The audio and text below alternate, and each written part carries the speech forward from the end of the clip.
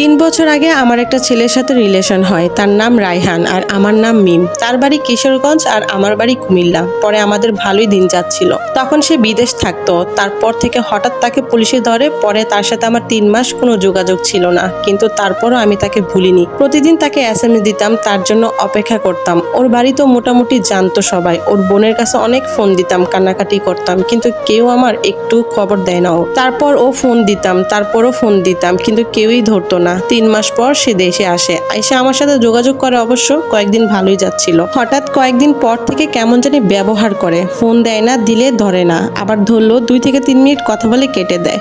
কয়েকদিন পর বলে আমাদের যোগাযোগ না রাখাই ভালো। আমাকে নাকি তার মা, তার ফ্যামিলি মানবে না। আমি নাকি অনেকটা খাটো, তার বাড়িতে কেউ নাকি আমার মানবে না, বিশেষ করে তার মা আমাকে কখনই মানবে না। আমি অনেক ভেঙে পড়ি, অনেক বুঝাই, কিন্তু সে বুঝে না। তারপর আমি একটু একটু করে দূরত্ব বজায় রেখে চলতাম। একদিন আমি বলি চলো আমরা পালাই যাই, তারপরও সে মানে না, বলে আমি পারবো না। অনেকবার বলার পর রাজি হয়, পরেও সে আর আসে নাই। আর তাই আমিও ওর সাথে কোনো যোগাযোগ করি না। এরপর 5 দিন পার হয়ে যায়। 5 দিন পর সে পুরোই পাগল হয়ে গেছে। যারে পারছে তারে দিয়ে SMS দিছে। আমার সব আত্মীয়রে সে মেসেজ দিছে, এমনকি আমার আম্মুর ফোনে পর্যন্ত ফোন দিছে। কিন্তু দুর্ভাগ্যবশত ওই 5 দিন আমি আমার বোনের বাসায় ছিলাম। পরে আয়সা আমি এসব শুনি আর দেখি। তারপর সে আমার হাত পা ধরে বলতেছে আমি তোমাকে বিয়ে করব, আমার সাথে আসো। তারপর আমি বলি যদি কালকে তুমি আসতে পারো তাহলে আমি যাব। আসলে সে আমার প্রথম ভালোবাসা, যার জন্য আমি তাকে ভুলতে পারি নাই। আর সে এত কিছু করার পরও সে একবার এসে আমার কাছে বলার পর আমি রাজি হয়ে যাই, এবং সেও রাজি হয়ে যায়। পরের দিন সে সকালে চলে আসে আর আমি ওর সাথে চলে যাই। এরপর 8 দিন আমরা ঢাকায় থাকি। ওইখানে ওর ফ্রেন্ডরা আমাদেরকে বিয়ে দেয়। তারপর আমরা ওর খালার বাসায় থাকি। ওইখানে ওর বড় বোন, ওর বাবা কেউ রাজি না, কেউ আমাকে নিবে না। তারপর ওর মা আর ওর ছোট বোন এসে আমাকে নিয়ে যায়। তারপর কয়েকদিন পর ওর বড় বোন এসে আইসা আমাকে অনেক খারাপ কথা শোনায়। আমার বাবা মা নিয়ে অনেক কথা শোনায়, আমি নাকি রাস্তার মেয়ে, বাপ মা ছাড়া জন্ম, আরো কত কি।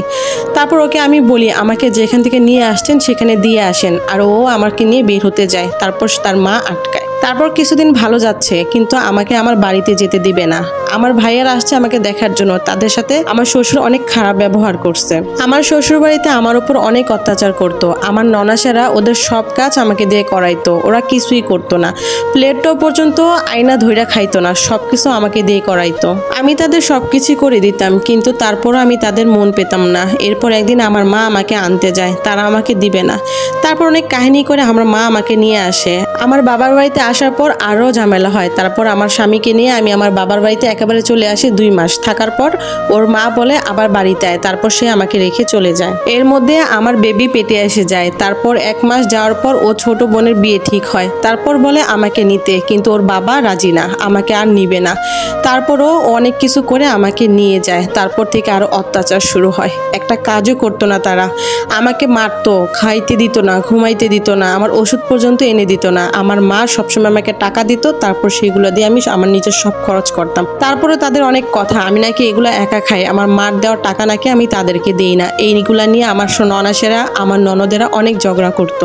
আমার হাজবেন্ড আমাকে অনেক মারতো, ওদের কথায় কিছু হলে আমাকে খুব মারতো। এর মধ্যে আমার হাজবেন্ড আবার পরকীয়া জড়াই গেছিল 2 বাচ্চার মার সাথে। অনেক খারাপ খারাপ কথা বলতো, যা আমার সাথেও বলতো। ওরা দুইজনের শরীর দেখাইতো, অনেক কান্নাকাটি করতাম তখন। তারপর আমি অনেক অসুস্থ হয়ে যাই। আমার মা আমাকে ডাক্তার দেখানোর জন্য তার আন্টিটা বেচে দেয়, সেই টাকা দিয়ে আমি আমার ডাক্তার দেখাই। সেখানেও অনেক ঝামেলা, বলতো ছেলে না হলে খবর আছে, বলতো ছেলে না হলে আমার কপালে নাকি ভাত জুটবে না, এই না সেই না বলে অনেক কথা বলতো। তারপর 6 মাস পার হয়ে যায়। 6 মাসের বেলায় আমি আমার বাবার বাড়ি চলে আসি। ও বলছিল আমার সব খরচ দিবে, কাজ করবে, কিন্তু সে কিছুই করেনি, কাজও করেনি, আমাকে টাকাও দেয়নি, আমার একটা বার খবরও নেয় না এই 4 মাস। তারপর আমার ডেলিভারির সময় চলে আসে। আসার পর প্রথমে চাইছিল নর্মালে হওয়ার, কিন্তু হয়নি, পরে সিজার করানো লাগছে।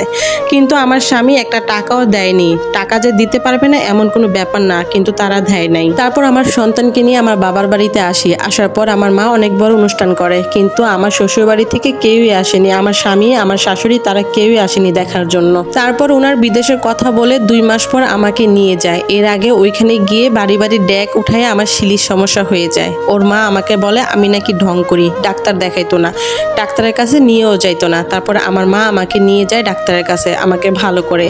তারপর সে বিদেশ চলে যায়। যাওয়ানোর সময় আমাকে একবার বলেনি, এমনকি আমাকে নিয়েও যায়নি। আমার শ্বশুর আমার স্বামীকে নিষেধ করে আমার সাথে যেন সে কোনো যোগাযোগ না রাখে। আমার স্বামী বিদেশ যাওয়ার পর আমার সাথে কোনো যোগাযোগ রাখেনি, আমাকে একটা টাকাও খরচ দেয়নি, আমার মেয়ের পর্যন্ত কোনো খোঁজখবর রাখেনি। আরও বিদেশ যাওয়ার পর তার পরকে আরও বেড়ে গেছে।